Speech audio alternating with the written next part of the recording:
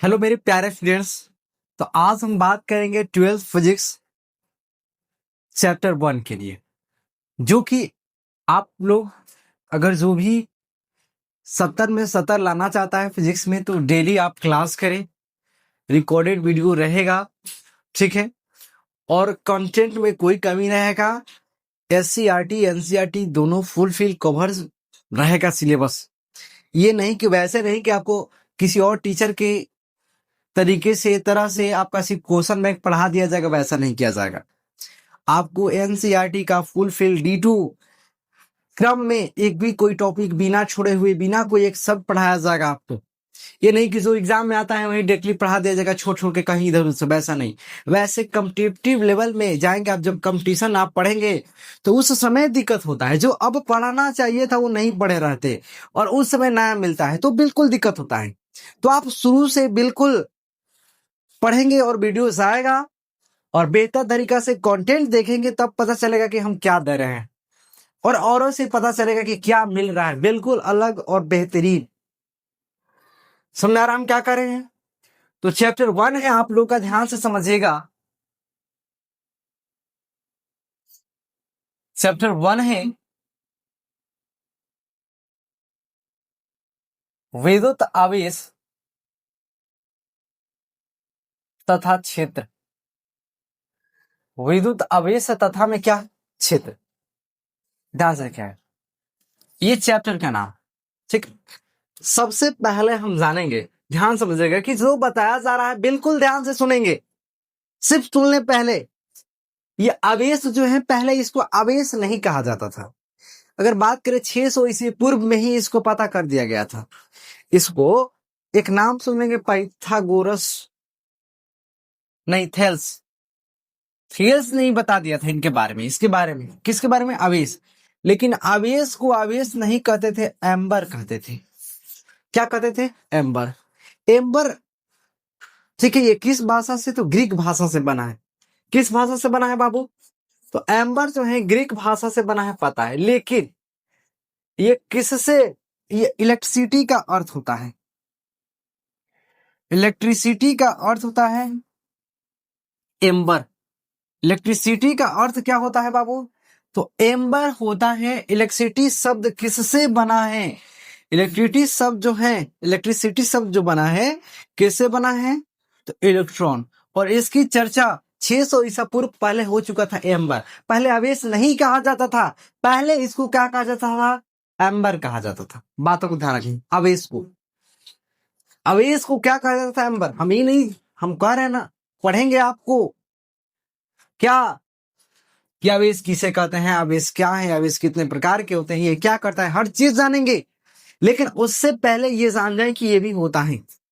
सबसे पहले थेल्स नहीं बताए थे, मिलेटस के जो रहने वाले थे। थेल्स कहाँ के थे? मिलेटस के निवासी थे। मिलेटस के क्या थे? निवासी थे। कौन से बाबू? थेल्स। सबसे पहले एक बात जानिएगा बाबू, सबसे पहले ध्यान से समझिएगा हम क्या बता रहे हैं, जो स्ट्रेटजी लगा रहे हैं ध्यान से समझिएगा।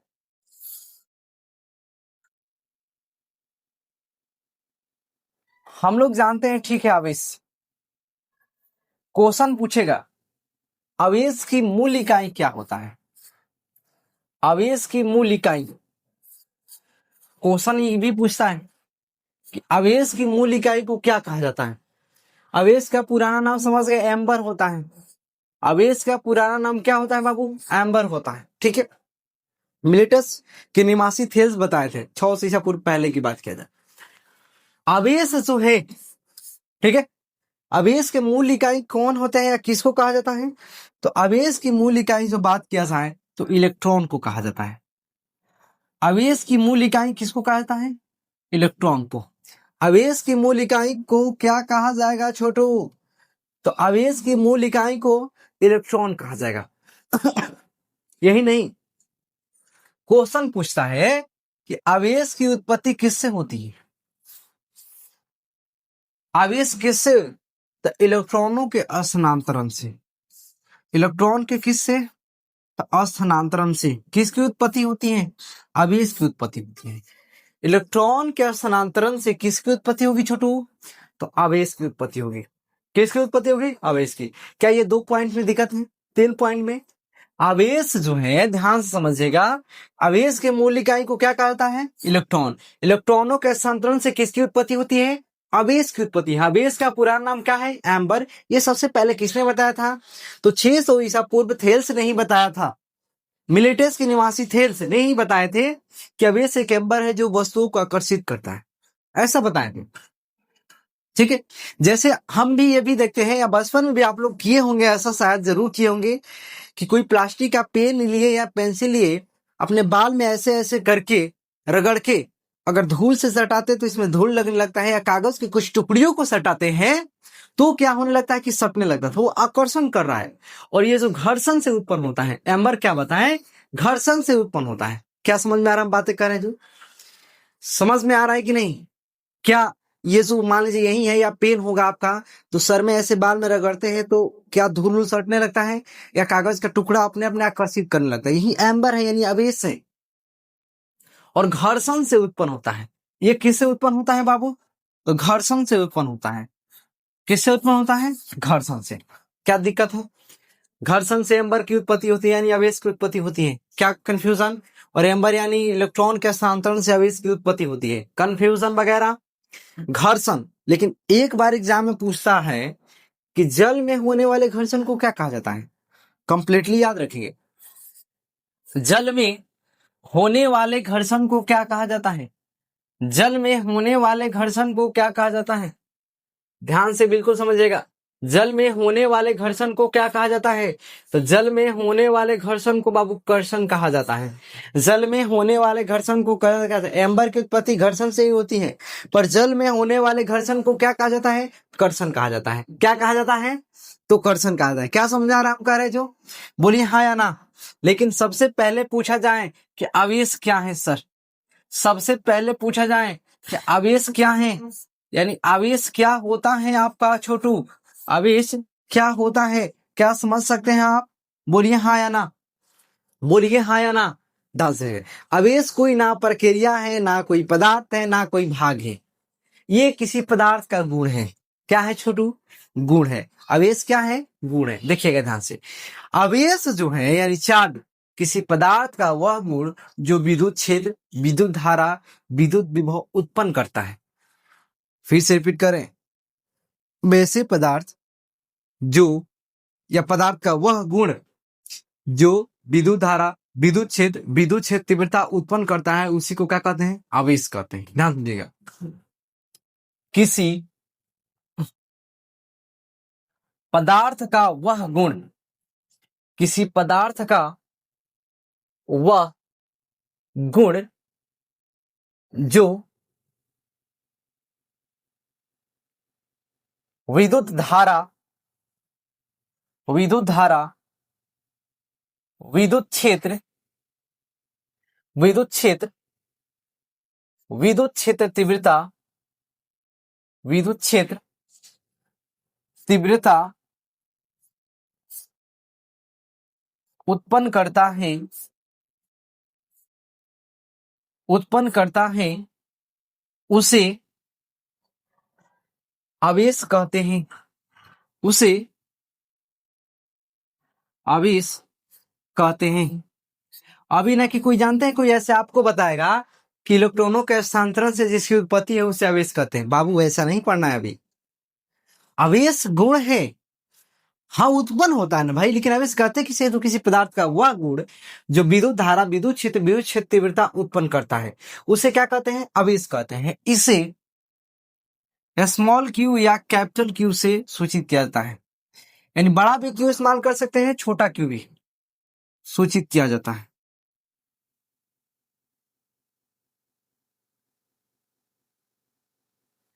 समझ रहा क्या कहें?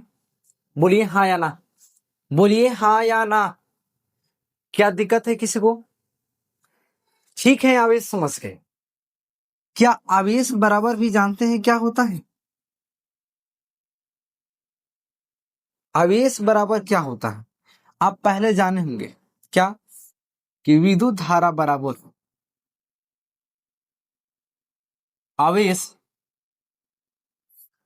बटा में समय। सेम वैसे अगर आवेश बराबर चाहिए तो विद्युत धारा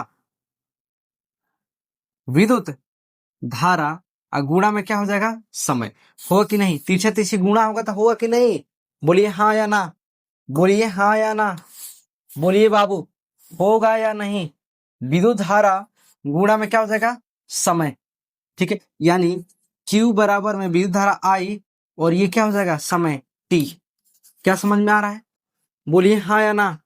बात करें अगर हम मात्रक, तो आवेश का एसआई मात्रक, आवेश का एसआई मात्रक क्या हो जाएगा बाबू, तो बताइए कैसे निकलेगा, फॉर्मूला से निकालना सीखेंगे। विद्युत धारा का एम्पियर और समय का सेकेंड, तो हम क्या करेंगे एम्पियर सेकेंड, एम्पियर सेकेंड। आवेश का एक अन्य एसआई मात्रक भी होता है, आवेश का अन्य एसआई मात्रक, ये भी एसआई मात्रक है बाबू, अन्य एसआई मात्रक क्या नाम चलता है, कूलॉम चलता है। क्या चलता है, कूलॉम कहिए चाहे कूलॉम कहिए, ठीक है, कूलॉम भी कभी कभी चलता है। क्या कंफ्यूजन है, बोलिए हाँ या ना, बोलिए बाबू हाँ या ना। क्या ये बातें समझ में आ रहा है, आ रहा है या नहीं, ठीक है आ रहा है, ठीक है। आता है कभी कभी बीमा, आवेश का क्या है बीमा, ध्यान समझिएगा, बीमा तो हमेशा ध्यान रखना है, क्या ध्यान रखना है बीमा। तो एम्पियर, एम्पियर का तो यही होता है, और सेकेंड का क्या होता है टी होता है, यानी बीमा एटी, या और बीमा हो सकता है क्या आईटी भी हो सकता है, एटी या आईटी। आवेश का बीमा एटी या आईटी, क्या कंफ्यूजन है, बोलिए हाँ या ना, बोलिए हाँ या ना, बोलिए हाँ या ना, ठीक है। आगे देखिएगा, अगर हम बात करते हैं आगे का आवेश में, तो आवेश दो प्रकार, सब कोई जानता है आवेश के प्रकार। आवेश के अगर प्रकार की बात करें, ठीक है, आवेश की प्रकार की हम बात करें छोटू, तो आवेश के दो प्रकार होते हैं, ठीक है। पहला कौन सा होता है, धन आवेश कहिए चाहे धनात्मक आवेश, धनात्मक आवेश, और दूसरा होता है ऋणात्मक आवेश। दूसरा क्या होता है ऋणात्मक आवेश, ठीक। दो आवेश, आवेश दो प्रकार के, धनात्मक आवेश और दूसरा होता है ऋणात्मक आवेश, ठीक है। क्या कंफ्यूजन है, बोलिए हाँ या नहीं, क्या किसी को कंफ्यूजन है, धनात्मक आवेश ऋणात्मक आवेश। धनात्मक आवेश तो वैसे आवेश जिन पर धन आवेश हो, जिन पर धन आवेश हो उसको धनात्मक आवेश, और जिस पर ऋण आवेश हो उसको क्या कहते हैं ऋणात्मक आवेश। ये सब तो लिखवाने की जरूरत नहीं है, लेकिन ये जरूरी है आपको बताना, क्योंकि एग्जाम में कई दफा पूछा है कि माइनस क्यू और माइनस क्यू, प्लस क्यू और प्लस क्यू, प्लस क्यू और माइनस क्यू, माइनस क्यू और प्लस क्यू। ध्यान समझिए, यानी कहने का मतलब हमारा क्या है कि अगर इन दोनों की बात करें, किन दोनों की, इन दोनों को, ठीक है, तो इनको हम लोग क्या कह सकते हैं, इनको कह सकते हैं क्या सजातीय। देखिए तो एक जैसा है, एक जैसा है कि नहीं है, बोलिए हाँ। अरे भाई माइनस है तो माइनस है, प्लस है तो प्लस है, एक ही जात के, यानी सजातीय है। अगर सजातीय आवेश रहेंगे तो एक दूसरे को क्या करेंगे, विकर्षण करेंगे या प्रतिकर्षण करेंगे, विकर्षण करेंगे या प्रतिकर्षण करेंगे बाबू, क्या करेंगे विकर्षण करेंगे या नहीं तो प्रतिकर्षण। लेकिन वही बात करें कि अलग अलग हो जाए, विजातीय हो जाए, अलग अलग होने का मतलब क्या हो जाए विजातीय हो जाए, क्या हो जाए छोटू विजातीय, कहने का मतलब एक प्लस हो एक माइनस हो, एक माइनस हो और दूसरा क्या हो प्लस हो, तो विजातीय आवेश हो, ठीक है, तो क्या हो जाएगा आकर्षण हो जाएगा, क्या हो जाएगा छोटू आकर्षण हो जाएगा। क्या कंफ्यूजन है, बोलिए हाँ या नहीं, बोलिए हाँ या नहीं, क्या कंफ्यूजन है इसमें। सजातीय आवेश विजातीय आवेश, सजातीय आवेश विकर्षण या प्रतिकर्षण करता है और विजातीय आवेश आकर्षण करता है, अट्रैक्शन करता है। अट्रैक्शन का मतलब खींचता है, कभी कभी तुम लोग भी कोशिश करता होगा, कहीं भी आकर्षित जरूर होता होगा, कहीं ना कहीं आकर्षित तो होता होगा बाबू। क्या समझ आ रहा हम क्या कहना चाह रहे हैं?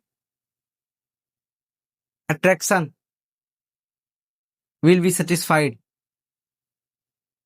Don't know, you don't know बाबू, नहीं जाना इसका मतलब हम क्या कर रहे हैं। ओके, ध्यान समझिए, क्या समझ में आ रहा है? अब इसके प्रकार दोनों समझ में आ रहा है, और क्या करता है दोनों, बोलिए हाँ या ना, बोलिए हाँ या ना छोटू। इसके बाद देखिएगा आवेश का मूल गुण। ऐसे हम आवेश का गुण बहुत बताएंगे बाबू, आवेश का गुण बहुत बताएंगे, लेकिन उससे पहले आप आवेश के मूल गुण जानिए, आवेश के मूल गुण जानिए बाबू। आवेश के गुण बहुत सारा बताएंगे हम आपको, लेकिन मूल गुण कितने हैं? 3 हैं। आवेश के मूल गुण कितने हैं? 3 हैं। समझ में आ रहा है? कौन कौन? तो ध्यान से समझिएगा। पहला, आवेश का क्वांटमीकरण सिद्धांत। आवेश का क्वांटमीकरण सिद्धांत सब पढ़ेंगे हम लोग, चिंता ना करें। आवेश का क्वांटमीकरण सिद्धांत सब पता चलेगा ये क्या है क्वांटमीकरण सिद्धांत, चिंता ना करें। दूसरा, आवेश का संरक्षण सिद्धांत, आवेश का संरक्षण सिद्धांत, संरक्षण सिद्धांत। लेकिन हम गुण भी बताएंगे, ये मूल गुण 3 है सिर्फ, गुण तो ढेर सारा है आवेश का, ठीक है। तीसरा, हम दोनों बताएंगे, ये जब कहेगा आवेश का मूल गुणों को लिखे तो ये लिखना है, लेकिन जब कहे आवेश के गुणों को लिखे तो हम बताएंगे बाबू उसको कैसे लिखना है। अब ये नहीं कि उसको भी यही उसको भी यही, वैसे नहीं, क्वेश्चंस का टाइप जानना है क्या कर रहा है। उसके बाद आवेश का योज्यता नियम, आवेश का योज्यता नियम 3 गुण होता है। आवेश का पूछिए मूल गुण कितने हैं, तो मात्र 3 है, ठीक है। और ऐसे सिंपल सा साधारण गुण सिर्फ पूछे तो गुण बहुत सारा बताया जाएगा आपको, पर ये तीनों गुणों को पहले देख लीजिए, ये क्या है आवेश का क्वांटमीकरण सिद्धांत, ठीक है। क्या तीनों लिख लिए? तीनों लिख लिया या नहीं लिख लिया बाबू, बोलिए हाँ या ना। तीनों लिख लिए? ध्यान से देखिएगा। पहला, पहला है आप लोग का आवेश का क्वांटमीकरण सिद्धांत। आवेश का क्वांटमीकरण सिद्धांत, आखिर क्या है आवेश का क्वांटमीकरण सिद्धांत छोटू, क्या है आवेश का क्वांटमीकरण सिद्धांत? आवेश का क्वांटमीकरण सिद्धांत क्या है, ध्यान समझिएगा। सबसे पहले कि जो आवेश है, क्या है आपका आवेश, तो ठीक है भाई आवेश जानते हैं ये, लेकिन क्वांटमीकरण क्या सिद्धांत है? तो किसी भी सतह पर उपस्थित आवेश में मौजूद इलेक्ट्रॉनों की संख्या, इलेक्ट्रॉनों की संख्या आवेश के पूर्ण संख्या के गुणज के रूप में होता है। फिर से रिपीट कर ध्यान रखिएगा, किसी भी सतह पर मौजूद आवेश में इलेक्ट्रॉनों की संख्या का पूर्ण गुणज के रूप में होता है। कहने का मतलब ध्यान समझिएगा कि हम क्या कहना चाह रहे हैं, थोड़ा सा समझिएगा, ठीक है। किसी, ध्यान समझिएगा, सतह पर, किसी सतह पर उपस्थित आवेश, उसमें मौजूद, उसमें मौजूद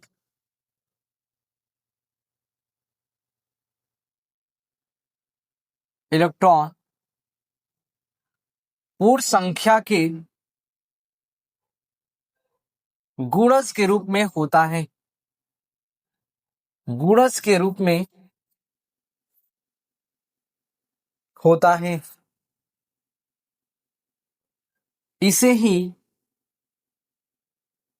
आवेश का क्वांटमीकरण सिद्धांत कहा जाता है, इसे ही आवेश का क्वांटमीकरण सिद्धांत कहा जाता है, क्वांटमीकरण सिद्धांत कहा जाता है। समझ? अर्थात ध्यान से देखिएगा, बिल्कुल बिल्कुल ध्यान से देखेंगे तो बहुत समझ में आएगा, देखेंगे ध्यान से तो बिल्कुल समझ में आएगा। अर्थात Q बराबर एनी, Q बराबर क्या हो जाएगा एनी, क्या समझ रहे हैं। और N बराबर क्या हो जाएगा Q अपॉन में E, होगा कि नहीं होगा। या E बराबर क्या हो जाएगा Q अपॉन में N। क्या बातें समझ में आ रहा है बाबू, बोलिए हाँ या ना। क्या फॉर्मूला ये तीनों समझा रहे हैं। करे कि जो आवेश है इलेक्ट्रॉनों के पूर्ण संख्या के गुणज के रूप में होता है, यानी Q बराबर एनी फॉर्मूला होता है। क्या समझ में आया ये नहीं, इससे क्वेश्चन बनता है, ध्यान समझिएगा। क्या कहता है कि एक क्वेश्चन कई बार पूछा है, एक कूलॉम आवेश में, एक कूलॉम आवेश में कितने इलेक्ट्रॉन प्रवाहित होता है। एक कूलॉम आवेश में कितने इलेक्ट्रॉन प्रवाहित होता है, बार बार पूछता है। हम निकाल कर दिखा रहे हैं बाबू को कैसे होता है, प्रवाहित होता है। और ऐसे ये तो ऑब्जेक्टिव पूछता है पर निकाल के दिखा रहे हैं।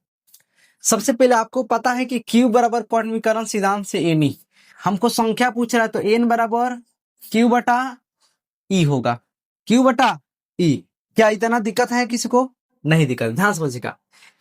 N बराबर निकालना है, Q कितना कूलॉम है, यानी आवेश 1 कूलॉम है। और इलेक्ट्रॉन पर कितना कूलॉम होता है आवेश, इलेक्ट्रॉन पर सबको पता होगा बाबू कि एक इलेक्ट्रॉन पर 1.6 गुणा 10 के पावर माइनस 19 कूलॉम होता है। तो क्या हो जाएगा, एक यहाँ 1.6 गुणा 10 के पावर माइनस क्या हो जाएगा 19। क्या कंफ्यूजन है बोलिए हाँ या ना। बराबर 1 बटा में 1.6, ये ऊपर जाएगा तो प्लस में हो जाएगा 10 के पावर 19, बोलिए हाँ या ना। ये दशमलव हटा तो क्या हो जाएगा 10, होगा 10। आगे देखिएगा, एक जीरो इस पर से ले लेते हैं तो कितना हो जाएगा 100 बटा में 16 गुणा एक ले लिया है तो कितना बचेगा 10 के पावर 18, भाग देते हैं तो 16 छक्का 96 और 4 बचेगा तो 16 दूनी 32.625 गुणा में 10 के पावर 18, यानी एक इलेक्ट्रॉन पर कितना, एक कूलॉम आवेश में कितने इलेक्ट्रॉनों की संख्या होती है तो 6.25 गुणा 10 के पावर 18। क्या समझ में आ रहा है बोलिए हाँ या ना। क्या समझ में आ रहा है बाबू कि एक कूलॉम आवेश में कितने इलेक्ट्रॉन प्रवाहित होता है तो 6.25 गुणा 10 के पावर 18 इलेक्ट्रॉन। कितना इलेक्ट्रॉन, यहाँ कोई मात्रक नहीं लिखेंगे क्योंकि संख्या पूछता है कि कितने इलेक्ट्रॉन, तो इतना इलेक्ट्रॉन प्रवाहित होगा। ठीक है, ये ऑब्जेक्टिव के लिए एक कूलॉम में। अब पूछे कि 2 कूलॉम में तो बार बार निकालना नहीं है, पूछे एग्जाम में कि 3 कूलॉम में, यानी 3 कूलॉम आवेश में कितने इलेक्ट्रॉन प्रवाहित होता है तो क्या बार बार गुणा करेंगे, ऐसे निकालेंगे सॉल्यूशन करके, नहीं। आप डायरेक्टली को याद रखिएगा कि एक कूलॉम आवेश में कितने इलेक्ट्रॉन प्रवाहित होता है तो 6.25 गुना 10 के पावर 18, ये याद रखिए। ठीक है, तो वैसे ही 2 कूलॉम पूछे तो हम करना है 2 गुना 1 में, याद है ना 6.25 गुणा 10 के पावर 18, बस गुणा कर दीजिए कितना हो जाएगा 6 दूनी यानी 5 दूनी 10 का 0 आर से लगा 1 2 दूनी का 4 1 5 6 दूनी 12.50 गुणा 10 के पावर 18 हो गया, यानी 12.5। मन है पावर को बढ़ाना है तो ये भी लिख सकते हैं क्या 1.25 गुणा 10 के पावर 19, ये भी लिख सकते हैं आप, वो भी लिख सकते हैं छोटू। क्या कंफ्यूजन है बोलिए हाँ या ना, क्या कंफ्यूजन है हाँ या ना, समझ में आया। यहां देखिएगा, अगर हम बात करें 3 तो 3 से गुना करेंगे, 3 गुणा 6.25 गुणा 10 के पावर 18, क्या आ जाएगा बोलिए हाँ या ना, बोलिए आ जाएगा या नहीं। 4 कूलॉम 5 कूलॉम तो क्या आपको निकालना पड़ेगा बार बार एग्जाम में, बिल्कुल नहीं बाबू, बिल्कुल आपको निकालना नहीं पड़ेगा, नहीं निकालने देंगे हम। आपको करना क्या है कि सिर्फ एक्चुअली में गुना कर लेना है ऐसे, ठीक है। एक ये निकाल कर अपना रख लीजिए और ऐसे बना लीजिए 3 से गुना करके, कहेगा कि 5 कूलॉम आवेश में कितने इलेक्ट्रॉन प्रवाहित होता है तो 5 गुणा 6.25 गुणा 10 के पावर 18। क्या समझ में, क्या समझे आप बोलिए हाँ या ना, बोलिए बाबू, बोले क्या आ रहा है या नहीं, समझ में आ रहा है, कहिए हाँ। समझ में आना चाहिए, बिल्कुल बिल्कुल समझ में आना चाहिए, बिल्कुल समझ में आना चाहिए। पहला नियम में किसको दिक्कत है, दूसरा नियम है आवेश का संरक्षण सिद्धांत। दूसरा नियम क्या बोले, आवेश का संरक्षण सिद्धांत, आवेश का संरक्षण सिद्धांत, आवेश का संरक्षण सिद्धांत, ये बिल्कुल सबको याद है, सबको याद है, पहले से ही पढ़े होंगे।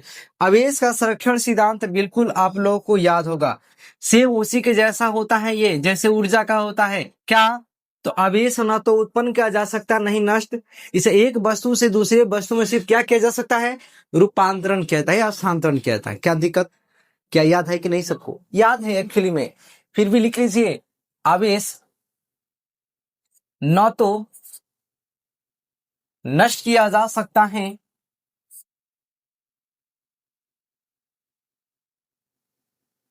न ही उत्पन्न इसे एक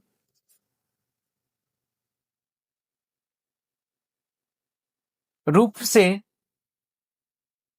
दूसरे, चाहे एक वस्तु से, ऐसे भी कर सकते हैं आप, एक वस्तु से दूसरे वस्तु में स्थानांतरित किया जा सकता है। स्थानांतरित छोटू, क्या किया जा सकता है, स्थानांतरित किया जा सकता है।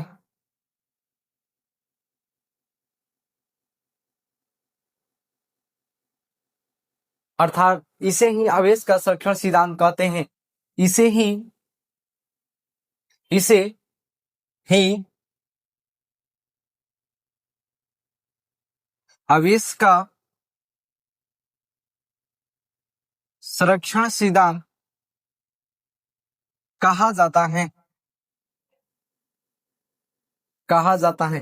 क्या समझ रहे, ये बिल्कुल पहले से भी जानते थे। क्या कंफ्यूजन इसमें, बोलिए हाँ या ना। क्या कंफ्यूजन है छोटू, बोलिए हाँ या ना। दिक्कत है तो कुछ कहें आप, कुछ दिक्कत है तो कहें।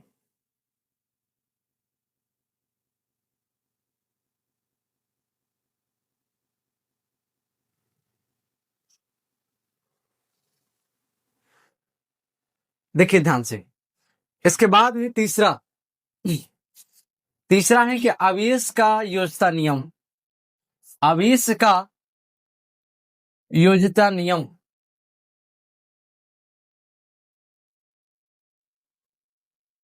ठीक है, आवेश का योज्यता नियम क्या है, तो ध्यान से दिखेगा कि आवेश का योज्यता नियम क्या है। तो किसी भी सतह पर उपस्थित आवेश योग के बीजगणितीय नियम का पालन करता है। आवेश योग के बीजगणितीय नियम का क्या करता है, पालन करता है। ध्यान समझिएगा, किसी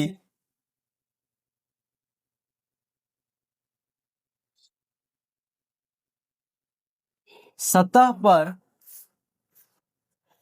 किसी सतह पर मौजूद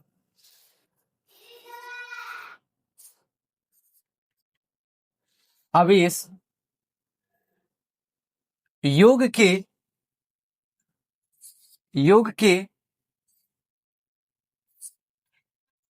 बीजगणितीय नियम का पालन करता है, बीजगणितीय नियम का पालन करता है। ठीक है, पैराग्राफ चिन्ह करके लिखेंगे, ध्यान समझेगा। यदि किसी सतह पर Q1, -Q2, Q3 plus Q4 आवेश हैं, तो आवेश के योज्यता नियम के अनुसार, आवेश के योज्यता नियम के अनुसार, योज्यता नियम के अनुसार, ठीक है, क्या हो जाएगा, तो Q बराबर क्या हो जाएगा कि Q1 प्लस में -Q2 प्लस में Q3 प्लस में Q4। क्या दिक्कत, अर्थात Q1 - Q2 प्लस में Q3 प्लस में Q4। क्या समझ में आ रहा है, बोलिए हाँ या ना। अगर क्वेश्चन पूछ दें कि आवेश का बीजगणितीय नियम का पालन करता है, ये कौन, आवेश का योज्यता नियम, और सिंपल इतना लिखना पड़ेगा। अगर आपको एग्जाम में कह दे कि आवेश का योजना नियम क्या है, यानी additive rules of charge, additive